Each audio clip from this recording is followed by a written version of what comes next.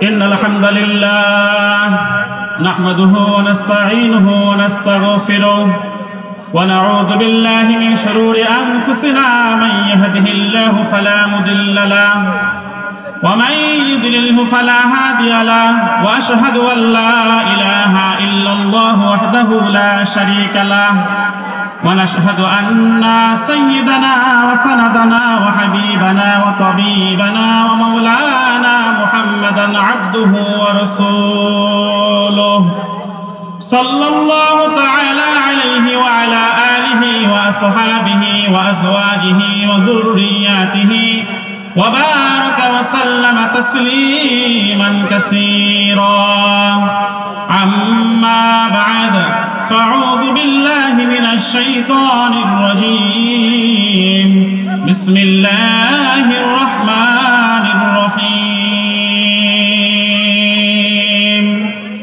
وإذا قرئ القرآن فاستمعوا له وأنصتوا لعلكم ترحمون صدق الله المولانا العظيم وإذا قال النبي في شان حبيبه إن الله وملائكته يصلون على النبي يا أيها الذين آمنوا صلوا عليه وسلموا تسليما محبة সবাই আমরা দরুদ পাঠ করি আল্লাহুম্মা সাল্লি আলা সাইয়্যিদিনা মাওলানা মুহাম্মাদ ওয়া আলা আলি সাইয়্যিদিনা মাওলানা মুহাম্মাদ আলহামদুলিল্লাহ আজকের মাহফিলের সম্মানিত সভাপতি প্রধান অতিথি বিশেষ অতিথি প্রধান মুফাসসির এবং বিশেষ মুফাসসির সহ এই মঞ্চে উপবিষ্ট আলিম ওলামাগণ সামনে উপবিষ্ট দিন প্রিয় ইসলাম প্রিয় আমার যুবক ভাইরা বুড়ো বাবাজিরা আসুন আমরা সকলেই সেই মহান আল্লাহ রাব্বুল আলামিনের দরবারে কৃতজ্ঞতা আদায় করে নেই যে মহান মালিক আমাদেরকে আজকে জান্নাতের বাগানে বেহেশতের টুকরায় আসার বসার তৌফিক দান করলেন এজন্য সকলে আমরা প্রাণ থেকে জবান ছেড়ে দিয়ে সকলে বলে আলহামদুলিল্লাহ। সম্মানিত ভাইরা আমার, আজকে এই জান্নাতের বাগান বেহেশতের টুকরা আমার প্রাণ প্রিয় যুবক ভাইরা আয়োজন করেছেন। এই যে জান্নাতের বাগানের আয়োজন করেছেন কোরআনের কথা শোনার জন্য, কোরআনের কথা বলার জন্য। আর আল্লাহ তাআলা বলে কোরআন মাজিদে, হে মুমিনগণ তোমরা কোরআন শোনো, তোমরা কোরআন তেলাওয়াত করো। আল্লাহ রাব্বুল আলামিন বলেন, ওয়া ইযা কুরিয়াল কুরআন ফাসতামিউ লাহু ওয়া আনসিতু লাআল্লাকুম তুরহামুন। বলেন আল্লাহু আকবার। আল্লাহ তাআলা বলেন যারা নাকি কোরআন শরীফ শুনবে, কোরআন শরীফ যারা নাকি পড়বে, কোরআনের মাহফিলে যারা নাকি আসবে, আল্লাহ সুবহানাহু ওয়া তাআলা তাদের উপরে আসমান থেকে রহমত বর্ষণ করে দিবেন। বলেন সুবহানাল্লাহ। আজকে আমাদের অবস্থা এরকম যে আজকে আমরা কোরআন পড়তে চাই না, কোরআন শুনতে চাই না, কোরআনের মাহফিলে আসতে চাই না। যার কারণে আজকে আমাদের এই যুগের মধ্যে, এই দুনিয়ার মধ্যে আল্লাহ তাআলা আসমান থেকে আল্লাহ তাআলা গজব নাযিল করে দেয়, বিভিন্ন বালা মুসিবত আল্লাহ তাআলা দিয়ে দেয়। আর আগেরকার যুগের মানুষের স্বভাব ছিল তারা কোরআনের সঙ্গে তাদের সম্পর্ক ছিল, তারা কোরআনকে মুহাব্বত করত, আলেম ওলামাদেরকে মুহাব্বত করত, দ্বীন ইসলামকে তারা মুহাব্বত করত।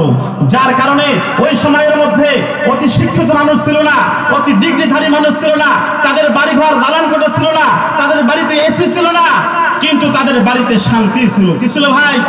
শান্তি ছিল। কিন্তু আজকের এই সময়ের মধ্যে ডিজিটাল বাংলাদেশের মধ্যে আজকে দেখেন বাড়ির মধ্যে অনেকগুলো এসি লাগাইছে, বাড়ি অনেক বিল্ডিং ওয়ালা, অনেক উন্নত মানের বাড়ি, অনেক ডিগ্রিওয়ালা মানুষ আছে, কিন্তু বাড়ির মধ্যে শান্তি নাই। দেশের মধ্যে কি নাই?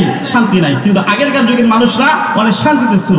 এই জন্য এক শিল্পী বলেন, আগে কি সুন্দর দিন কাটাইতাম আমরা, আগে কি সুন্দর দিন কাটাইতাম, আগে কি সুন্দর দিন কাটাইতাম আমরা, আগে কি সুন্দর দিন কাটাইতাম। ফজর যখন হতো মুয়াজ্জিন আযান দিত, ফজর যখন হতো মুয়াজ্জিন আযান দিত, মধুর আযান শুনে ঘুম ভাঙিতাম আমরা, মধুর আযান শুনে বিছনা ছাড়িতাম। আগে কি সুন্দর দিন কাটাইতাম আমরা, বলেন আগে কি সুন্দর দিন কাটাইতাম আমরা, আগে কি সুন্দর দিন কাটাইতাম। যতই থাকুক কাম আগে নামাজ পড়িতাম, যতই থাকুক কাম আগে নামাজ পড়িতাম, নামাজ পড়িয়া কোরআন পড়িতাম আমরা, নামাজ পড়িয়া তেলাওয়াত করিতাম। আগে কি সুন্দর দিন কাটাইতাম আমরা, আগে কি সুন্দর দিন কাটাইতাম। বলেন মারহাবা। আমার ভাইরা, আমার বন্ধুগণ, আগেরকার যুগের মানুষরা শিক্ষিত ছিল না, তারা ধনী ছিল না, কিন্তু তাদের সম্পর্ক ছিল কোরআনের সঙ্গে। আগের সময়ের মধ্যে বাড়িতে বাড়িতে সুদ ছিল না, তারা কোনো ইঞ্জিনের মধ্যে ছিল না, তারা কোনো মানুষেরকে খুন করতো না, দুর্নীতি করতো না, তারা সকলেই তাদের সম্পর্ক ছিল কোরআন এবং হাদিসের সঙ্গে। যার কারণে তারা যদি লবণ আর ভাত খাইতো, তারপরে তারা শান্তিতে পেট ভরে রাত্রে বেলা ঘুমাইতো, তো তারা জান্নাতি ঘুম পারতো। সুবহানাল্লাহ। কিন্তু আজকে আমাদের এই সময়ের মধ্যে মানুষের টাকার অভাব নাই, মানুষের নরম বিছানার অভাব নাই, কিন্তু তারপরও মানুষ ঘুম পারতে পারে না। কথা বলেন ঠিক না বেঠিক? ঘুমের ট্যাবলেট খায়, তারপর রাত্রে ঘুম হয় না। কিন্তু আগের সময়ের মানুষরা তারা কিরকম কোরআন প্রেমিক ছিল, হাদিস প্রেমিক ছিল। সম্মানিত ভাইরা আমার, একটা শুধু ঘটনা বলবো, কোরআনের সঙ্গে থাকলে কি ফায়দা, কি লাভ, কোরআনের সঙ্গে থাকলে কি উপকার। আল্লাহ রাসূল সাল্লাল্লাহু আলাইহি ওয়াসাল্লাম হাদিস পাকের মধ্যে বলেন, যারা নাকি কোরআনের সঙ্গে থাকবে, যারা নাকি কোরআনকে মুহাব্বত করবে, এই কোরআনে তাদেরকে দুনিয়ার মধ্যে তাদের রিজিকের ব্যবস্থা করে দিবে, এই কোরআনে আখিরাতে তাদেরকে জান্নাতে নিয়ে যাবে। সুবহানাল্লাহ। সম্মানিত ভাইরা আমার, এক গ্রাম ছিল, ওই গ্রামের মধ্যে একজন মানুষ ছিল, যে মানুষটা মূর্খ লোক ছিল, কিন্তু ওই লোকটা কোরআনকে মুহাব্বত করতো। কোরআনকে মুহাব্বত করার কারণে আল্লাহ তাআলা তাকে জান্নাত দান করেছেন। শুধু কোরআন খুলতো, খুলে কোরআনের নিচে হাত রেখে বলতো, ये भी मेरी मौला का फरमान है, ये भी मेरी मौला का फरमान है, ये भी सच कहा, ये भी सच कहा। এই কথাটা বলার কারণে, আবেগের কারণে চোখের পানি ফেলায় ফেলায় এই কথাটা বলার কারণে আল্লাহ তাকে জান্নাত দান করেছেন। ভারতের মধ্যে একটা গ্রাম ছিল, ওই গ্রামের মানুষরা, সকল মানুষরা ছিল মূর্খ, তারা কোরআন পড়তে জানতো না, ইলম তাদের মধ্যে ছিল না, কিন্তু মূর্খ হলো কি হবে, তারা কোরআনকে ভালোবাসতো, কোরআনকে মুহাব্বত করতো, আলেমকে মুহাব্বত করতো। ওই লোকটা যখনই ফাঁকা সময় পাইতো, তখনই সে কোরআনকে সিনার সঙ্গে লাগাইতো, কোরআনকে চুম্বন করতো আর বলতো, ये भी मेरी मौला का फरमान है, ये भी मेरी मौला का फरमान है। আমার ভাইরা, আমার বন্ধুগণ, ওই লোকটা যখন একদিন হঠাৎ করে মারা গেল, মারা যাওয়ার সঙ্গে সঙ্গে গ্রামবাসীরা সকলেই চিন্তার মধ্যে পড়ে গেল, যে কি চিন্তা, হায় রে হায়, এই লোকটা যে মারা গিয়েছে, এই লোকটার জানাজা নামাজ কে পড়াবে, কাফন দাফন কে করাবে? কেননা গ্রামবাসী সকলে মূর্খ, কোন গ্রামের মধ্যে হুজুর আছে তারা জানে না। এখন তারা সকলেই পরামর্শের মধ্যে বসলো যে কি করা যায়। এবার সকলে লোকটা পরামর্শ করলো যে আমরা জানাজার নামাজ তো পড়াইতে পারি না, কি করা যায়? আর তাকে কোন রকম গোসলটা করাই দাও, কোন রকম কাফনটা পরাই নাও, আর যে ওই গোরস্থান, ওই গোরস্থানের কাছে আমরা তাকে নিয়ে যাই, ওই গোরস্থানের সঙ্গে তো মেন রোড, ওই রোডের কাছে যদি আল্লাহ তাআলা কাউকে পাঠায় দেয়, তাহলে ওই হুজুরকে দিয়ে আমরা জানাজার নামাজ পড়াই নেব। এবার সকলে গ্রামবাসীরা কি করলো, ওই মেন রোডের কাছে নিয়ে গেল লাশটাকে নিয়ে তারা সকলেই অপেক্ষার প্রহার গুনতেছিল যে কখন হুজুর আসে। অপেক্ষা করতে করতে করতে অনেকক্ষণ পরে দেখতেছে একজন ব্যক্তি সাইকেলে করে, মাথায় তার টুপি, গায়ে তার পাঞ্জাবি এবং গালের মধ্যে তার দাড়ি। তখন সকলে বুঝতে পারলো অবশ্যই এই লোকটা হুজুর হবে।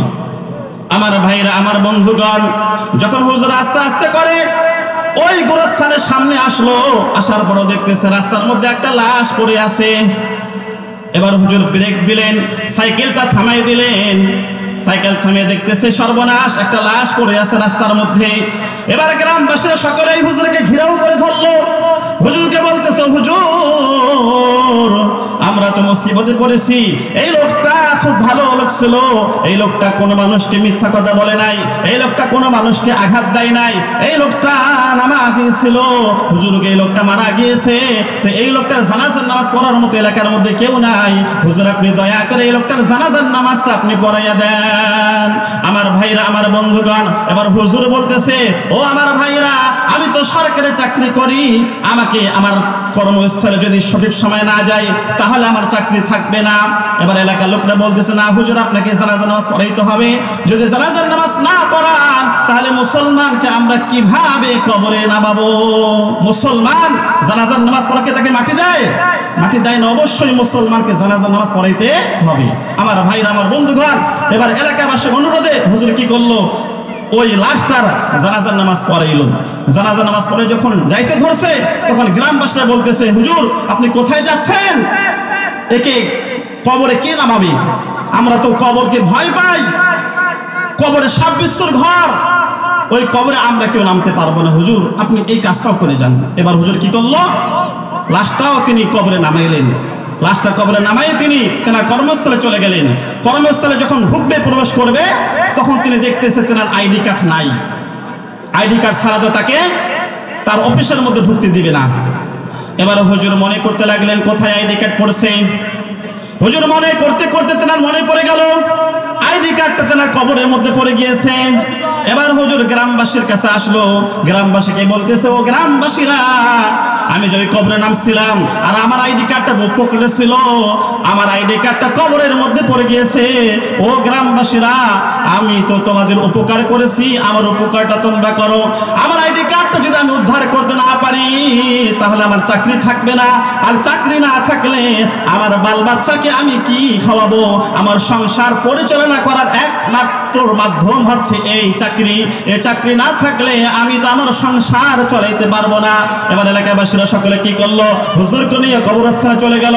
কবরস্থানে যে হুজুর কি করেছে, যখন কবরটা খোঁড়া শুরু করেছে, হুজুর দেখতেছে কবরের মধ্যে আল্লাহ তাআলা জান্নাতের বাগান আল্লাহ তাআলা করে দিয়েছে, জান্নাতের মধ্যে নাজ নিয়ামতের ব্যবস্থা করে দিয়েছে, আর সাইটের মধ্যে হুজুরের কার্ডটা পড়ে আছে।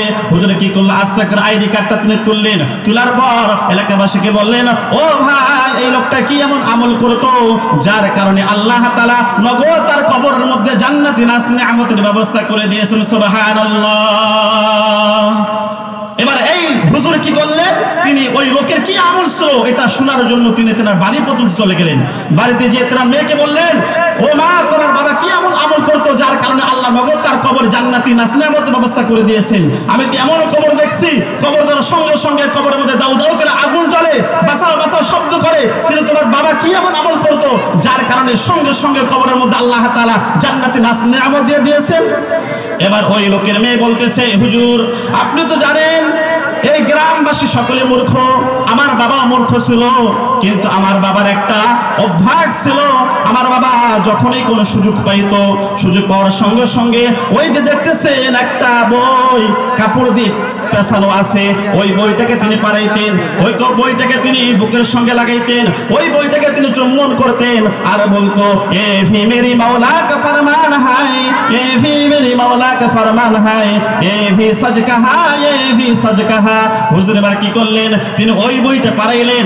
বইটা পাড়াই দেখতেছেন ওই বইটা অন্য কোন আর বই না, ওই বইটা হচ্ছে লাউহে মাহফুজের কিতাব, আল্লাহ তাআলার কিতাবুল্লাহ আল কোরআন। আমার ভাইরা, আমার বন্ধুগণ, তাহলে কোরআন পড়তে জানতো না, কিন্তু কোরআনকে মুহাব্বত করতো। কোরআনকে মুহাব্বত করার কারণে আল্লাহ তাআলা ওই বান্দাকে জান্নাত দান করেছেন, বলে সুবহানাল্লাহ। আজকে যেই ভাইরা, যে যুবক ভাইরা আজকে মাহফিল সাজাইছে, এই ভাইরা কোরআনকে মুহাব্বত করে, ইসলামকে মুহাব্বত করে, যার কারণে তারা আজকে লক্ষ লক্ষ টাকা খরচ করে, অনেক সময় ব্যয় করে, নিজের জীবনকে কষ্ট দিয়ে আজকে তারা বিরাট বড় মাহফিলের ইন্তজাম করেছে। আল্লাহ তাআলা যেন এই যুবক ভাইদেরকে এই কোরআনের ওসিলায়, এই মাহফিলের ওসিলায় উসিলায় আমার যুবক ভাইদেরকে আল্লাহ তাআলা তুমি জান্নাত দান করে, সকে বলে আমিন।